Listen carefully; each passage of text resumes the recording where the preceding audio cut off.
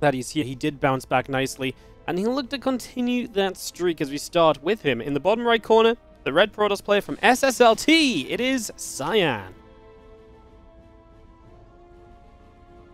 And up here at the top left-hand side of the map, our blue Zerg player, he is Rex.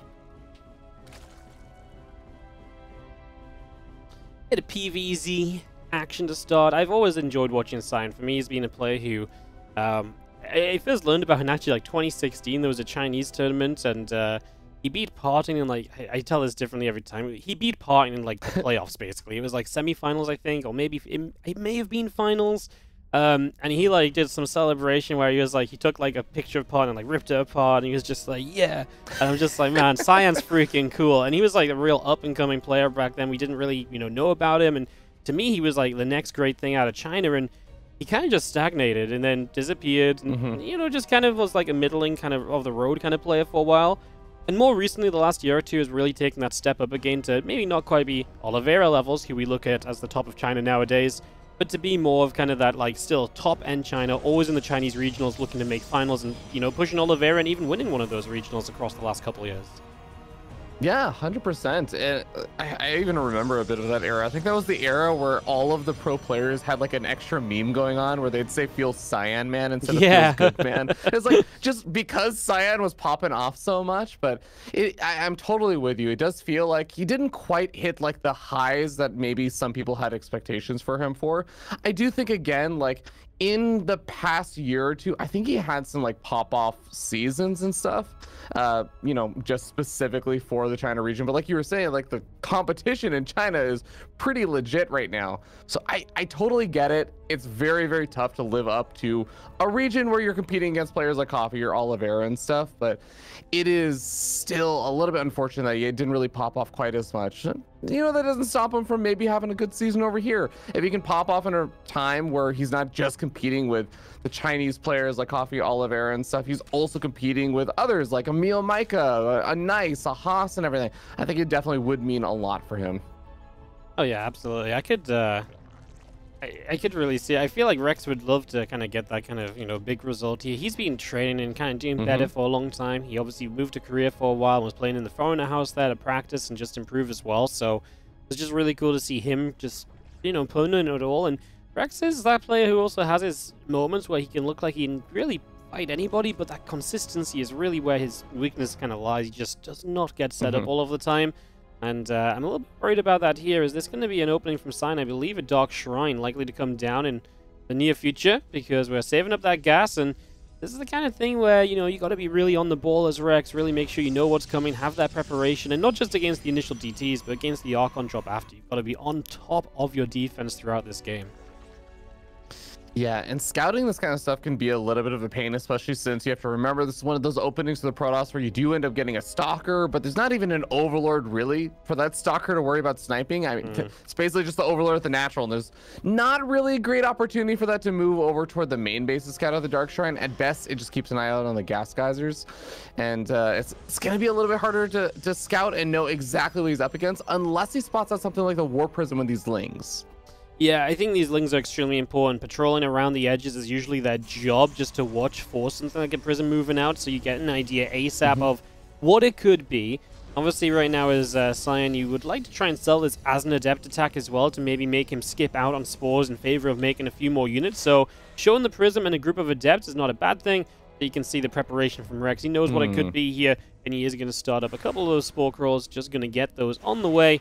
And just prep for what is going to be DTs, and he should be well set. I mean, there's still moments where they can find gaps between bases and gaps between spores, but I think just having the spores is obviously step one to defending this. Yeah, even though there are a couple of these DTs being worked on, I do want to mention that the worker count for Rex is awfully low. He's got a lot of Lings. He's really, compared to 4 Adepts that have been made, there are a lot more Lings than he necessarily needs, but he will be able to easily push back the DTs, easily push back the Adepts over here. But the problem is he really needs to make sure he doesn't really lose any workers, because if he loses almost any workers, he already cut workers so much. It's going to already be economic damage at that point. So far, his defense has been solid, but yeah, needs to keep it up. Yep, absolutely. And even just this, right? The DT's sitting between the bases. It stops where units can go to. And just being that little bit of an extra annoyance. Cyan trying to get everything out of this opening. Now, we'll open one more DT, morph the 2 Archons, and this is the next phase of this harassment. So even though the DT phase has been defended well, this is where it continues. You have to deal with these Archons. Don't let them get too many units. Don't let them trade too well. There's no roaches, and I don't like that because the only thing you have to push back these Archons is a combination of Queens and Lings.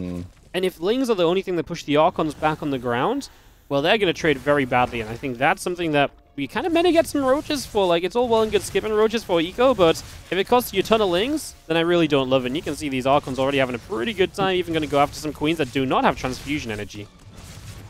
Yeah, this is like some old school PvZ right here that I haven't seen for a while, where it's literally just 2-gate Archon drops that are actually getting a substantial amount of damage, because like you said, the roaches are not really out in time. I think the Queens are going after that War Prism, and it does barely manage to actually get away. It's taking a little bit more damage, so Cyan has to be careful with that, because that is a lot of his resources invested in army, and that is kind of what also prevents those Lings from being annoying on the other side of the map for a bit. Yeah, absolutely. This is one DT as well, grabbing a few drones as well, just adding up to the damage here, just making it that little bit extra.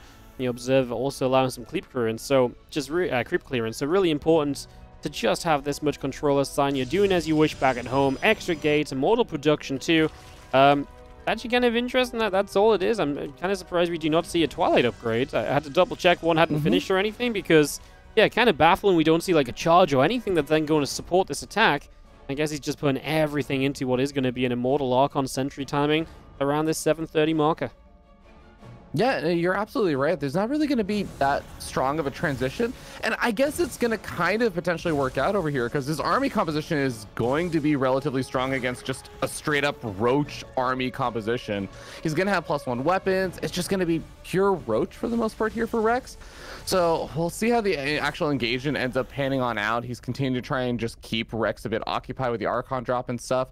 There's finally the Robo Bay popping on down. So, I mean, do you wait for like +2 weapons to get up a handful of disruptors and stuff, or do you just kind of go for it with, what is that now going to be, 5 immortals?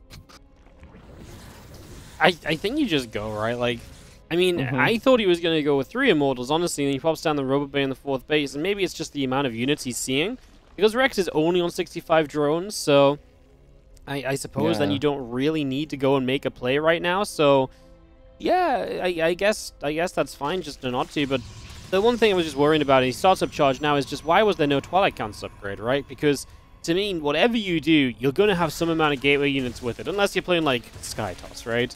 So it was just intriguing that he was going so long without a Twilight upgrade. Finally getting charged makes a lot of sense, I think, finally to add that in. Just thought that probably could have popped in a little bit sooner. He could have already had it, but yeah, I guess not the biggest of deals. I mean, he already has 8 gates, so it's not like he doesn't have any warping potential. It's not like he was so focused on tech units that he didn't have any way to build gate units. And, well, now it's actually going to be Rex that brings the fight over to Cyan. And Cyan is going to sit here and dodge bowels for a little while. Yeah, gonna be using that War Prism as well to try and pick up some of the Archons. I love that little bit of extra micro. If you think about the army composition for Cyan, yeah, a few Zealots got warped in, but it's a lot of very beefy units that actually are very microable with the War Prism. Immortals, Archons, they have so much health to work with and so many shields that you really can do a lot with just that one War Prism you kept alive from earlier. Yeah, Prism is just huge in this moment, and this is usually one of the difficult things, defending the natural and the 3rd base at the same time.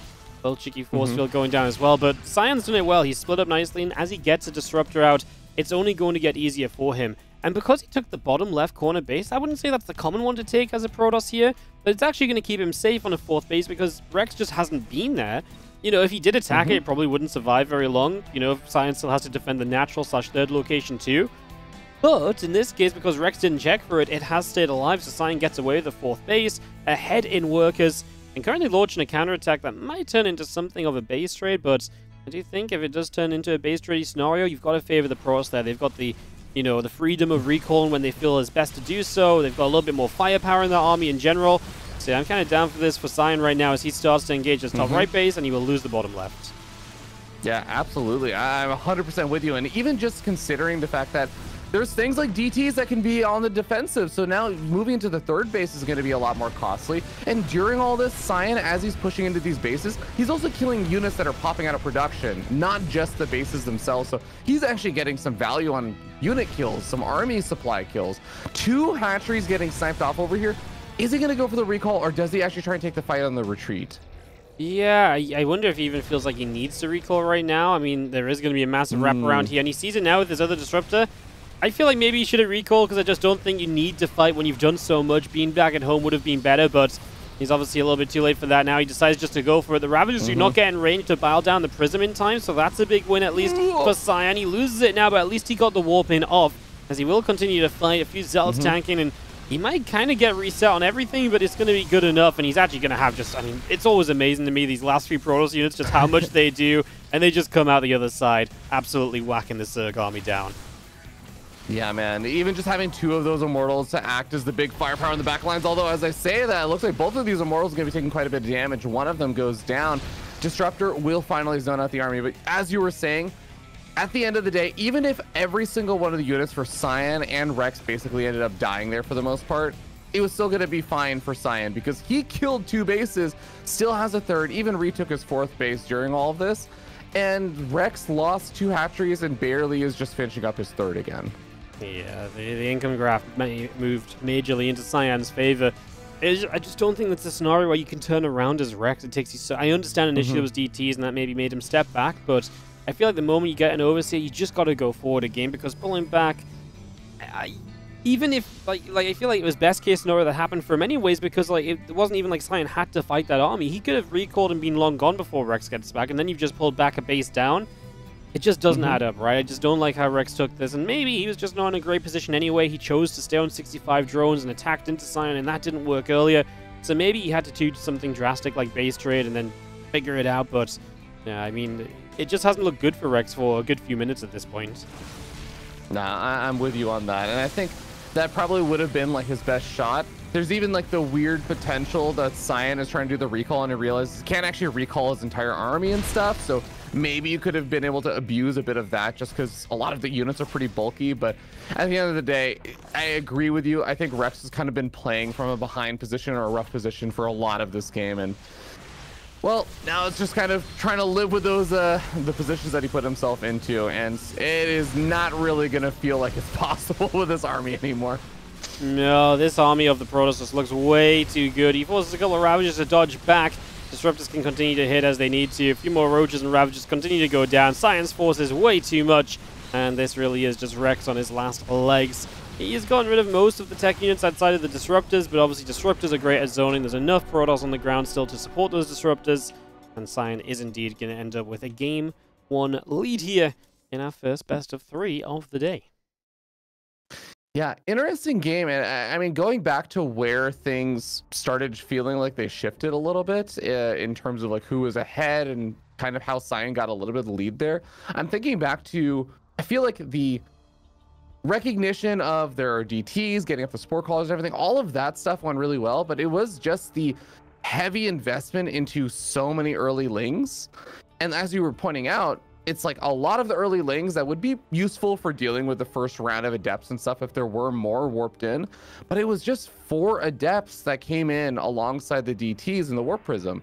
So the lings were there, they hard shut down the adepts, the worker count's a little bit lower, but then, you know, DTs turn into Archons and you're like, well, there's just 30 some lings that are here to deal with Archons. This isn't exactly ideal because now that you've invested so much army into lings, you don't really have the resources to invest into the Roaches and stuff. So it did feel like maybe just a bit of a misread there on what the initial pressure was going to be. Feels like it set him a bit behind for a lot of that game. Definitely just trailing throughout, and like I say, by the time it came to like a base, like even if these armies had fought straight up at one point, I was like, well, Cyan just has such a better army. He'd been building into it for a long time. My only qualm was that he didn't have charge, and with the amount of tech he had, I guess it didn't really matter that he didn't have charge for the amount of time that he did as well. So yeah, it all kind of works out, and well, we set ourselves up into Royal Blood for game number 2 to see if Rex can bounce back. Again, the loser of this is not eliminated, but they are on their last life when it comes to round 4 later this week.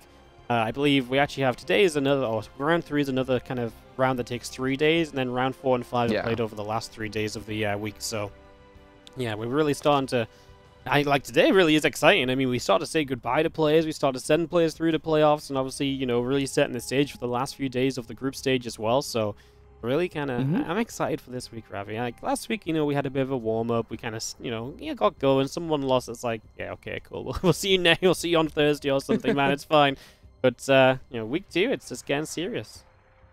No, 100%. I mean, this is in that whole light, the lowest stakes kind of match where both players are 1-1. But even then, it's basically setting up the difference between in 2 or 3 days, you're playing for a chance to advance with that match versus you're playing for the chance to not be eliminated. So I think even like these matches are already have a little bit more on the line than maybe some of the matches from round 2 and stuff, but you're absolutely right.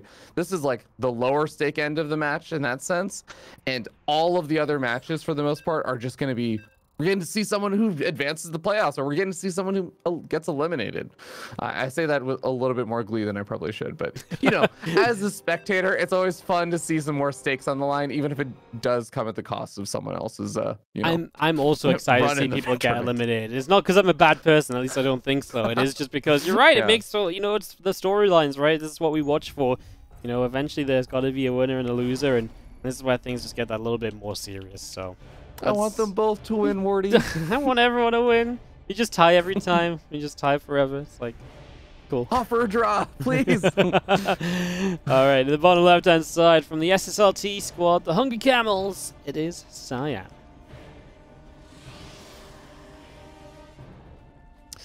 And up at the top right-hand side of the map, our blue Zerg player, he is Rex.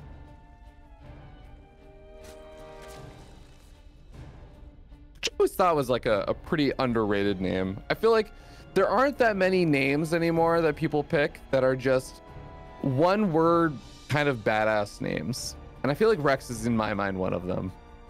Yeah. Or one syllable, I should say. You hardly leading by example, Fear Dragon. Well, you know, I can blame 8-year-old Ravi who tried to reserve the name Fire Dragon initially. Because, you know, that makes a little bit more sense. And then because Fire Dragon was taken, I was like, what's an alternative I could do? Fear Dragon. And then I immediately just put on an extra, like, a couple of numbers, thinking that clearly Fear Dragon would be a taken name. So, you know, yeah, I didn't really help myself on my case of cool short names on that case.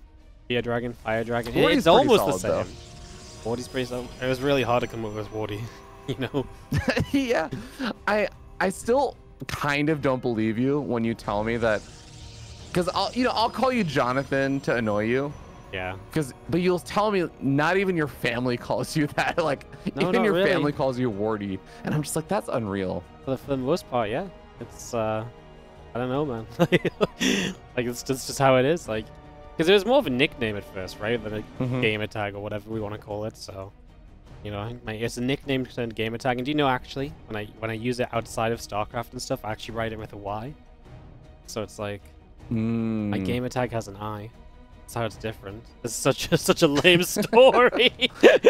No, I think that's actually really cool. It almost reminds me of like someone who has like their business bank account and their personal bank account. It's like the exact same looking card, but one of them has like a slight little change. You're like, this is the business one. Yeah, it's just like it's like a darker shade of green. That's what mine is anyway. It's just like exactly. It's like it looks real official and it says business on it. It's like it's still just a card, like.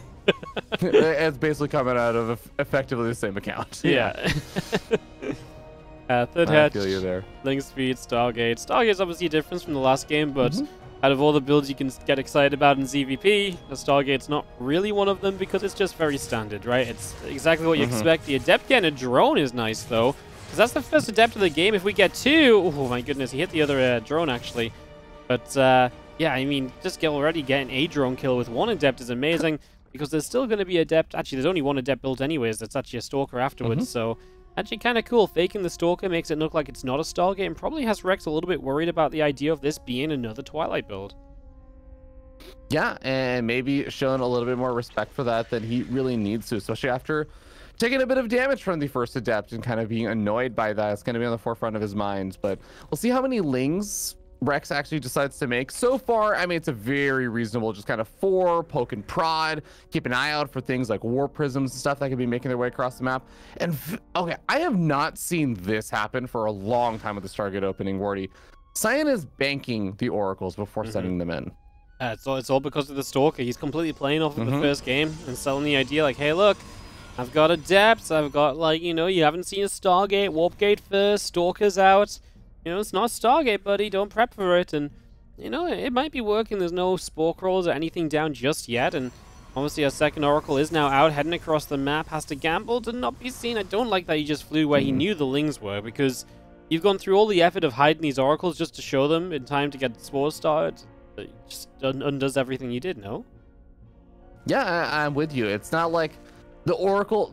The reaction that he was forcing out from Rex was the delay of the spore crawlers and stuff, which there is actually enough time for most of those spores to finish on up before the Oracles get over here. It's not like the Queen count's going to be that much lower or anything like that either. So, well, still finding 4 workers is not a bad start. No workers over at that natural expansion, so Oracles have to back on off. And actually, interestingly enough, also the Adepts back off. I thought that they were at least going to try and pair together a bit, but maybe he thinks that he's not 100% sure if he's sold the story that well that a ton of Lings got made. Yeah, I was wondering if he maybe just felt like his opponent figured out that something was kind of happening anyways, and that's why he just flew the Oracles directly across the map. Kind of a, like I say, weird sequence of events, the Lings coming over. In general, though, Rex must have been pretty confident because he had no Roach Roar and no prep. If this was something more aggressive, he would have likely been in trouble once again. So, yeah, just, you know, clearly is very comfortable, and it was not the wrong decision. Like, he did the right thing. So, I think Rex is picking up on more than we're maybe giving him credit to. The Oracle's really not having a good time either. They're taking a lot of shots off of Queens on the way in. Now we're finally going to get a whole bunch of drones. We got up to 7, which is nice. Just took a while to get started, but once it got started, it was pretty darn good. Yeah, really nice movement there as we do have the Lings just kind of poking around over that third base. But you can see that Rex kind of had this interesting defense where he had 3 of his Queens position on like 2 of the different bases, 3 at each. But it was like the last base that he was kind of taking some risks on. And Cyan actually doing a great job identifying that and just making the dive over to that last base. Even finding a stasis trap over here because he split up the Oracles and sent 1 over to the main, sent the other 2 to the natural to try and get some extra damage done. Queens are making a bit of a march over forward, and we have some Overlords dropping creep spread. It does seem like Rex really wants to do some counter damage here with this attack. Yes, he does. He is just going to go for it. I mean, creep spread dropping, like you say, lots of Lings on the way, and just a handful of Ravages being made too. Let's see what the defense looks like from Cyan. He does have decent supply going into this. Even the army supply is only 20 behind, which it really isn't bad. 4th Oracle, though, I mean, the 4th Oracle is not going to help a lot if the Queens are going to start lasering them down.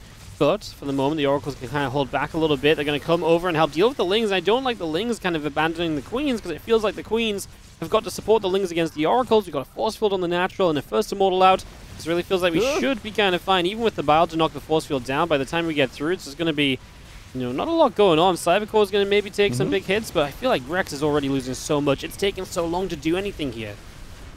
Yeah, and there's going to be more shield batteries that are finishing on up as well. So even though the Immortal does get a Corrosive Bile down, that's actually a big victory there for Rex with this attack. He's also now able to depower the robotic facility, so no more Immortals going to be coming on out. Is there enough of a Gateway army to deal with this? It feels like Rex is saying, no, I don't think so. Shield battery overcharge is going to try and save the day, and it will buy time over that third base.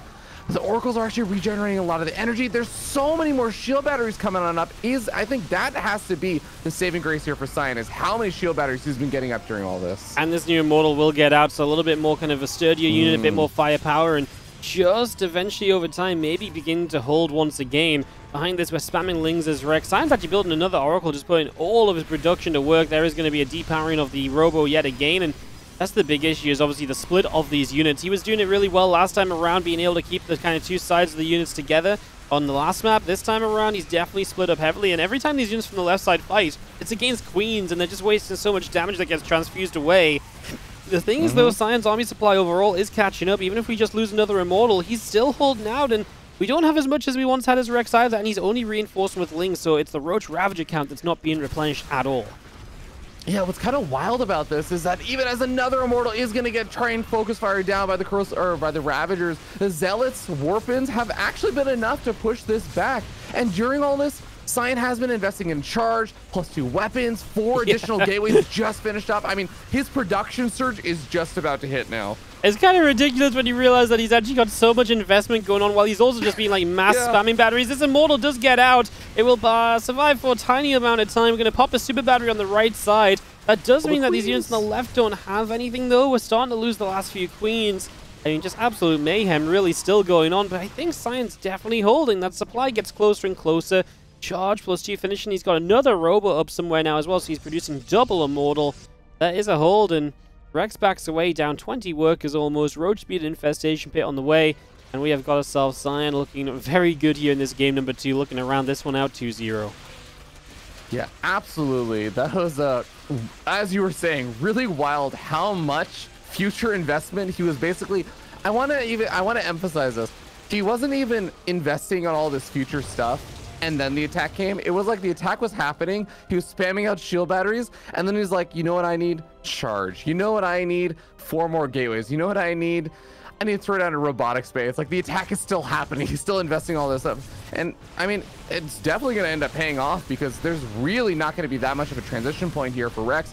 He's now trying to get up the hive and make use of Infestation Pit and everything, but Cyan's going to be hitting the mark a lot sooner with now +2 weapons, charge, all those things we were talking about finished up.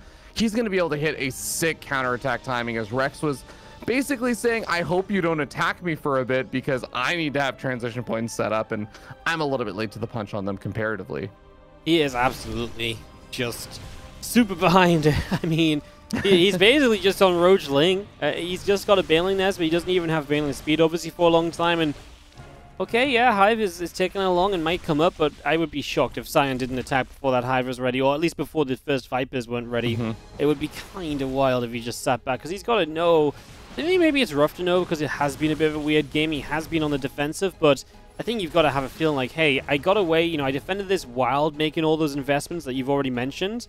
I think you've got to realize that then these investments are now going to pay off for you. So, yeah, I feel like Cyan is maybe not the easiest call to make, but I feel like he should be able to figure it out. But you could also consider the fact that he's getting 4th base in Disruptors, and maybe he's just comfortable. This game going a little bit later as well, so maybe he doesn't feel like he's in a rush to get, you know, across the map and to deal damage.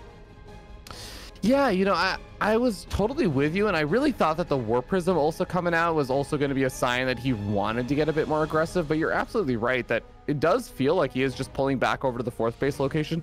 Maybe seeing a bit of the army movement there from Rex a second ago was convincing him he should move. Disruptor is going to try and slow down some of the damage from these Banelings, and I mean, these are Banelings with no melee upgrades, so at least 2 of them are going to have to connect to the mineral line. Even just losing that many of the Banelings kind of destroyed the possibility of a lot of damage happening there. Yeah, they didn't even have Baneling speed, right? So it was the slowest, saddest Baneling waddle we've ever seen. It's like, they were really going to go on a mission to try and get some kills, but I mean, that shows you why Rex feels like he's that desperate that he's sending Baneling attacks in before really you're kind of set up to do Baneling attacks, right? So if you're feeling that desperate, that doesn't inspire me with confidence, you know, if you're Rex. So not 100% sure about the situation right now. We do have 8 more Banelings coming up, getting those ready here. And this army of Rex continues to get set. 30 more Lings, a few Vipers coming up. I mean, I like the fact he's at least seeing some tech. Adrenal Gland's about to be done. Bane Speed is now done. Obviously, the Vipers are coming into play. I think all of these are things that could help Rex find success in the game. Now, Zealot, Archon, Disruptor, just staying spread out a little bit. Yeah, I think the Vipers are the thing that give me the most hope here for Rex, just because, like you were saying, the thing that Cyan was kind of waiting on were the Disruptors. I mean, the Vipers can do a really great job of just kind of annihilating those. The only kind of caveat on that is Cyan isn't exactly dependent on the Disruptors, I feel like. His army is beefy. He's got a lot of charge lots. He's got a lot of Archons. He's even still got a handful of these Immortals. I think even if you remove the Disruptors from this army, I'm actually not 100% sure if Rex wins this. Yeah, I'm not either. Especially, I mean, if you remove the Disruptors, also remove the Vipers, right? Like, if you make that comparison for sure. Maybe if, like, the Vipers can focus on pulling the important units forward and killing those immediately, but that Disruptor shot goes off anyways, dead center! Oh my god, the evil Protoss Lava Fear Dragon tells you everything you need to know about that fight, as that is just Cyan ripping this apart. Well, Wardy, all of the calculations I was doing about which army wins in this situation are all invalidated, because if you get a Disruptor shot like that off, I don't think that there's almost any fears here for Cyan. And even being able to afford the warp in, I love this. Not just reinforcing your army, saying, yeah, I'm just going to do a Zealot run by, because even if somehow you make some magnificent trade from here, I know I'm going to trade well enough on the left-hand side that I'll still probably do well. And I can just go after your bases and ensure that you have no economy to fall back to, that there is going to be no remax. there's going to be no potential for you to come back in this game. Yep, absolutely. As our Archons get rid of the few extra Broodlings, and this base just has gone down, and now you keep on pushing forward. At this point, Cyan's army is absolutely just 10 times better. Archons, Immortals mixed in here, just not answered, by the forces of Rex. I feel like right now, even if you abduct something in, you're going to have a hard time killing it off quickly. So, yeah, not ideal. 5th base coming up from Cyan. He's in complete and utter control. He's continuing to just send Zealots up the right side as well, then with counterattacks. Continuing to just find damage here and there. And yeah, just looking great as we do get 16 probes on the left side. So, hey, there's something at least for Rex, but, I mean, it's not that great because he's just that far behind anyway. Yeah, and with losing this base, that brings Rex down to, in essence, I want to say 3 bases. But if you consider the fact that the natural and the main base are going to be a little bit lighter on resources in anyways, even the 3rd base actually is going to be a little bit lighter on resources. I kind of want to add this all up and say that's like 1.5 base binding. Yeah, it really ain't a lot. I was just impressed. This Oracle that died had 25 kills, and it had been a busy boy throughout this game. Obviously, a lot of those lings, but also a few drones here and there, and just in general, it's been good with those. Pretty much every unit he's had, Cyan has had pretty good use out of. It's going to drop a Revelation off this Oracle as it ticks on down to the Parasect Bomb and will not make it out. Try to get to battery. Smart move. Just trying to find a way to keep that alive. A little unfortunate, the Revelation actually delayed it, so it just barely didn't make it to the battery in time. It was like a, oh crap, I'm dead Revelation into a, oh crap, I'm dead because of the Revelation. Wait, I know where the solution is. Oh no. Yeah, a little unfortunate there, but I think Cyan's still going to be okay with it. I do think it's kind of interesting that Cyan isn't going to try and push in a little bit sooner, because that does give Rex a little bit of time to remake some of the army and stuff. I guess the idea there is that my opponent doesn't really have much of an economy, so the longer that I wait, the further ahead I get, whether I'm building up a bank or just remaxing. And I guess I don't mind that too much. Oh, absolutely, right? It's just a case of, like, I knocked him down to his 3 bases, and if that's all he's got, I'm not worried about him kind of, like, building up a kind of an awesome army. Like, he's going to maybe make more of the same, but, the longer Cyan waits, the more his army absolutely rolls this lower tech army of Rex. So, in a way, waiting around and not being overly eager might actually be the right call this time around. I know you don't want to let the Zerg get into those crazy positions, but identifying the Zerg can't get into a crazy comeback or position from this, I think is pretty good, decent as well. He's going to start building carriers. That might be a little bit overkill, but again, why not? Because there's absolutely no answer to them from Rex, so if you do get up to any amount of them, it just kind of blocks this game down for you. Yeah, it almost kind of reminds me a bit of the early game stage of PvZ, or even like a TvZ, where the Terran or the Protoss player are basically just doing intimidation moves, where they do like the fake move outs and force out units that the Zerg player doesn't really want to have because they want to have drones. But in this case, it's not about having drones. It's just that Rex wants to make units that are not Lings, Banelings, and Ravagers, but every single moment he's just constantly fearing the potential that Cyan is about to go for the big attack. So now he's just stuck at a maxed out army supply on Ling, Baneling, Ravager, Roach. Doesn't have any Vipers, doesn't have any, or actually I guess he does still have 3 Vipers somewhere on the map, but he didn't really get that opportunity to go for any other kind of additional tech, even though you could say in a sense, there was no attack in the past couple of minutes. There was a potential that maybe you could have teched up to something, but he was just having to anticipate that the attack could be coming at any given moment. And Cyan just playing and chilling back. He now has a ball in composition in the sense that he has quite a few balls of Archons and Disruptors and everything else in there. Wow, he does have balls of things. Yeah, like this is the ball army, man. It's a ballin' army. Yeah, there's a couple of probes on the left side, and there are the Archons on the top side that are also kind of going up for a fight. I was just scared to look away from the main force for a moment because it looked like we might have a big battle going on. We are killing some probes. There's just so many units that go down here for Rex that, again, he's in no real state to replace, and I still look at Cyan's army, and this wasn't the prettiest from him, but he still just has so much more. There's a reason we've been kind of, going on and on about Cyan's position for this entire time, because his position is just that freaking good. It really is. And moving across the map here, I do think we've got ourselves Cyan pushing into this right side base and probably just looking for victory. Going to get DT and a couple of Zealots going after the Spore Crawler. And these units just move on in. Hatchery will be likely falling. I mean, there's just no defending this. Disruptors are just going to make it an even more explosive battle.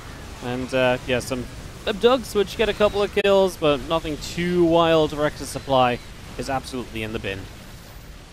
Yeah, and this is what it was all coming down to, is the fact that Cyan's main army just wins, and that is